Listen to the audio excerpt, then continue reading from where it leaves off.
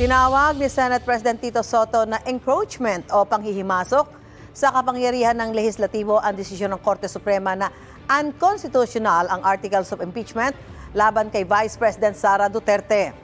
Sabi ni Soto na naging Senator Judge sa Estrada at Corona impeachment trials, inamin ng Korte Suprema sa desisyon nito na naglagay ito ng bagong patakaran sa Kongreso kaugnay sa proseso ng impeachment dahil sa anya'y malinaw na panghihimasok ng SC sa kapangyarihan ng lehislatibo, naging impossible dream na raw ang impeachment.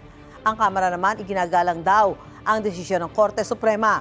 Ang ka-House Speaker Bogie D, mahalagang mag-ingat sa proseso ng impeachment, isang mandato na ipinagkatiwala sa Kongreso.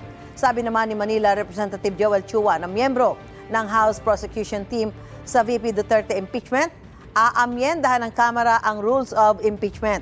Pag-uusapan daw nila ito para makasunod sa mga inilatag ng SC. Nagpasalamat naman ang legal team ni Vice President Sara Duterte sa Korte Suprema dahil may mas malinaw na guidelines sa proseso ng impeachment. Gusto mo bang mauna sa mga balita? Mag-subscribe na sa GMA Integrated News sa YouTube at tumutok sa unang balita.